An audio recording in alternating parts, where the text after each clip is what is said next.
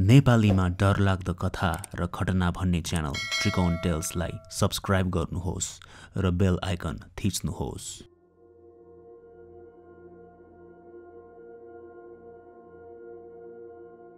घर हामी बस्ने थलो भएकोले हुँदा मन्दिर समान मानी हामी राम्ररी निर्माण गर्ने गर्छौं।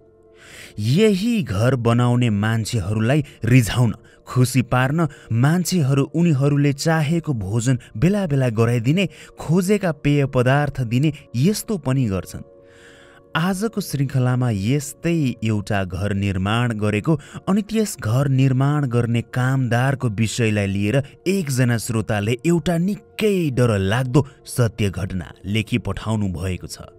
साथै किन घरै अगाडि मसान घाट भएको पनि राम्रो होइन भनेर यस श्रृङ्खलाबाट तपाईले सुनेपछि बुझ्नुहुनेछ।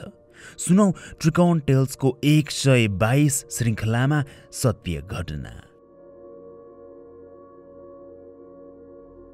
मेरो नाम युडेन हो। म दार्जिलिङमा बस्छु। मैले भन्न लागेकी घटना चाहिँ 7 वर्ष अगाडि म आफैसँग घटेको एउटा डरलाग्दो घटना हो।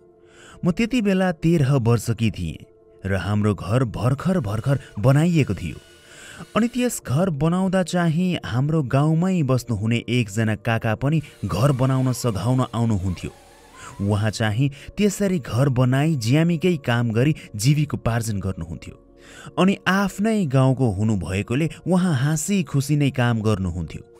हाम्रो बनाइदै गरिएको त्यस घरको निर्माण सम्पन्न भइसकेपछि भने त्यस काकालाई एक्कासी केही रोगले च्यापेर उहाँ अपत्यारिलो पारामा बित्नुभयो। मेरो त्यस नयाँ बनाइएको घरै अगाडि एउटा ठुलो जङ्गल छ र त्यहाँ उही बित्नु भएको काकाको बारी पर्थ्यो र त्यो बारी भने मेरो कोठाको झ्यालैबाट देखिन्थ्यो। काकाको मृत्युपछि उहाँलाई त्यही उहाँकै बारीमा गाडिएको थियो। यस्तो ठाउँमा कि जुन मेरो झ्यालमा उभिएर हेर्यो भने ठ्याक्कै छर्लङ्गै छरपष्टै देखिन्थ्यो। काका बित्नु भएको यस्तै 15 दिन जति पछिको कुरा हो। दिउँसोतिर मेरी आफ्नै ठुली काकी जङ्गलबाट केही दाउराहरू लिएर आउनु भएको थियो अनि मलाई उहाँले पानी माग्नुभयो। हस् भन्दै मैले उहाँलाई पानी भनेर झुक्किँदै केटलीमा रहेको रक्सी पो दिएछु। हाम्रो घर बनाउँदै गर्दा घरमा दिउँसपुरी काम गर्नेहरूको लागि साँझ दिने गरिएको त्यस रक्सी जुन त्यस केटलीमा राखिएको थियो, मैले झुक्किएर काकीलाई पो यी लाउनुस् पानी भन्दै दिएछु। अनि ठुली काकीले पिउन लाग्दा यो त रक्सी पो रहेछ त भन्नुभयो। अनि अप्ठ्यारो मान्दै मैले त्यो रक्सी हत्तपत्त फ्याँकिदिई उहाँलाई पानी दिएँ। झुक्किएर झन्डै रक्सी पिएको भन्दै ठुली काकी पनि हाँस्नुभयो। सोही बेलुका हामी खाना खाएर सबैजना सुत्न भनी कोठातर्फ लाग्यौँ। अरू बेला चाहिँ मेरी बहिनी मसित नै सुत्ने गर्थे, तर त्यस रात भने ऊ अर्कै कोठामा सुती। कोठामा अरू बेला बहिनी हुने, तर त्यस रात म एक्लै परे। पलङमा पल्टी ब्ल्याङ्केट ओढेर म सुतेँ।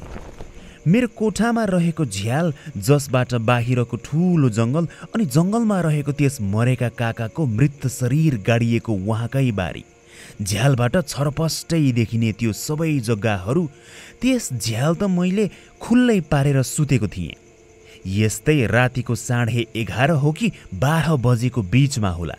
गहिरो निन्द्रामा रहेकी म एक्कासी बिउझिएँ अनि बिउझिएसँगै मलाई निकै अनौठो महसुस भयो।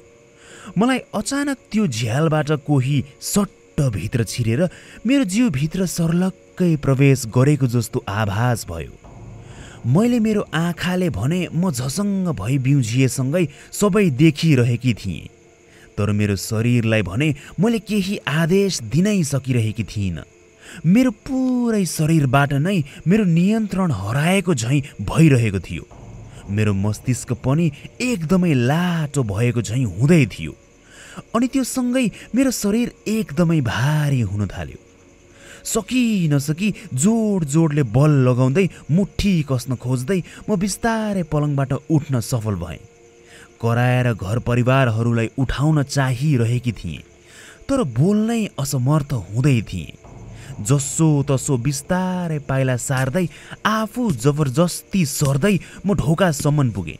सकि नसकी त्यसरी ढोकासम्म आई मैले मेरो कोठाको ढोका खोलेर बाहिर आएपछि भने मेरो शरीरतिर जति पनि मेरो नियन्त्रण थियो त्यो सबै एक्कासी आफै हराएर गयो। मेरा दुई आँखाहरूले भने सबै देखि नै रहेका थिए। म ठुली काकीको कोठातर्फ डरको कारण जान लागेकी मान्छे नियन्त्रणमा रहेको मेरो पाइलाहरू त आफै छेउको बाथरुमभित्र पसे। भित्र पसी धारो पो खोल्न थाले अनि धारोबाट झरिरहेको पानी तल भुइँमा रहेको खाली बाल्टिनमा परी मध्यरातमा ठुलै आवाज आउन थाल्यो। मेरा आँखाले त सबै देखिरहेकी थिएँ, तर म आफैलाई मनमनै के भइरहेको छ, म के गर्दैछु भनेर प्रश्न गर्दै थिएँ। बाथरुमको भुइँमा भरिँदै गरेको बाल्टिनको छेउमा म त घोप्टो परेर वहाँ डर लाग्दो पारामा रुन पो थालेछु। त्यसरी म कहिल्यै रोएकी थिइनँ। त्यस्तो त्यस्तो कहाली लाग्दो तरिकाले रोएको सुन्दा म आफै चकित परिरहेकी थिएँ, म आफै डराइरहेकी थिएँ। मध्यरातमा म त्यसरी बाथरुमभित्र चिच्याउँदै रोइरहेको सुनेपछि मेरो घरको सबैजना आत्तिएर उठ्नुभयो अनि बाथरुमको ढोका ढकढकाउन थाल्नुभयो। यत्तिकै ढ्याम्म मात्रै लगाइएको हुनाले ढोका थोरै धकेल्दैमा खुल्यो अनि सबैजना अत्तालिएको आवाजमा युडेन भन्दै मेरो नाम लिँदै मलाई के भयो भनी प्रश्न गर्न थाल्नुभयो। मलाई त्यस्तो हालतमा देखेपछि घरको देउताहरूले पो सताएको हो कि भन्ने सोची धूपबत्तीहरू तुरुन्तै गर्न सबैजना यताउता दौड गर्न थाल्नुभयो।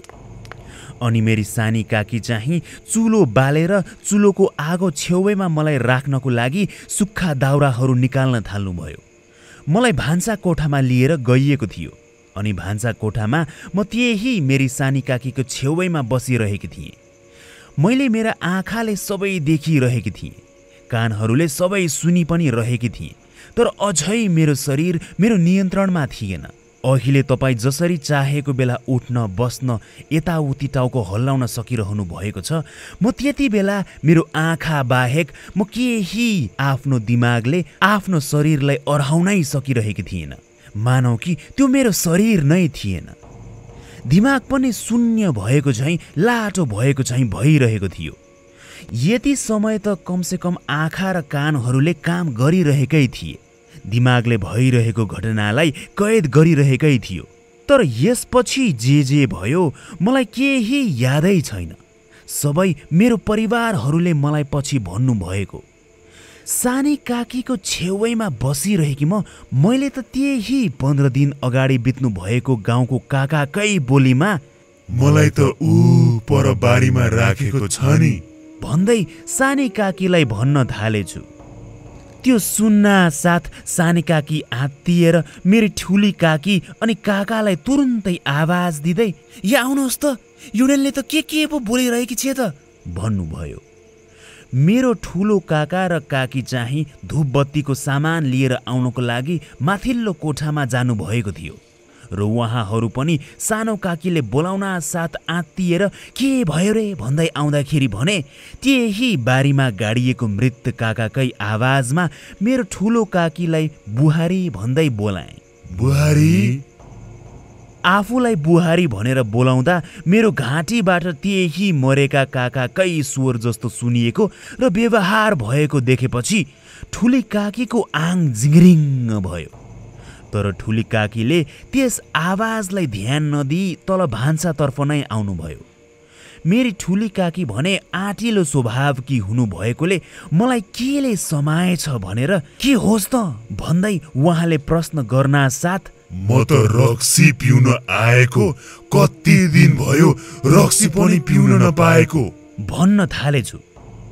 त्यो 15 दिन अगाडि मरेका काका पनि हाम्रो घर निर्माण काम गरी बेलुका फर्किँदा रक्सी पिउनुहुन्थ्यो। मेरो मुखबाट त्यस्तो उत्तर सुन्न साथ मेरो घरका सबै सदस्यहरूले थाहा पाउनु भयो कि मेरो जिउमा कुनै घरको देवता नभई त्यही 15 दिन अगाडि बितेको गाउँको काकाको आत्मा प्रवेश गरेको रहेछ भनी।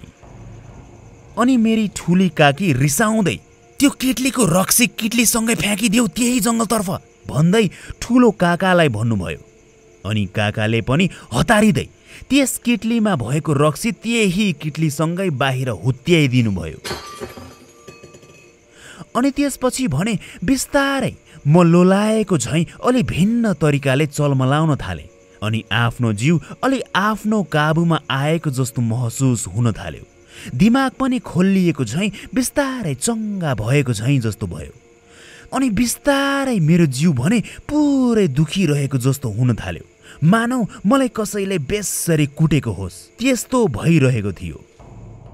पछि बुझ्दा त्यस दिन दिउँसो मैले ठुली काकीलाई पानीको सट्टा बिर्सिएर रक्सी दिएकी थिएँ र मलाई लाग्यो कि त्यो मरेको गाउँको काकाको आत्मा चाहिँ त्यही वरिपरि थियो होला अनि उहाँलाई एकदमै धेरै रक्सी पिउन मन लागेकोले त्यसरी मतिर तान्निनु भयो। त्यसपछि त्यस्तो त्यहाँदेखि उता हाम्रो घरमा रक्सी भन्ने कुरा राख्न नै छाडिदियौँ र त्यसपछि भने मलाई त्यस्तो कहिल्यै पनि भएको छैन। त्यस्तो अलौकिक घटना मैले त्यसपछि भोगेकी छैन। त्यस्तो डरलाग्दो घटना भोगिसकेपछि सायद मैले भोग्नुपर्ने त्यतिमै सीमित थियो कि त्यो आफ्नो शरीर आफ्नै काबुमा नरहेको, आँखाले ठुलो ठुलो हेर्दै गरेको तर आफ्नो क्रियाकलापलाई सम्हाल्न नसकेको अनुभव निकै नै डरलाग्दो अनुभव थियो। अझ मरिसकेको मान्छे शरीरभित्र पो आएको रहेछ भन्ने सोचले नै मलाई अहिले पनि बेला बेला अत्याउने गर्दछ।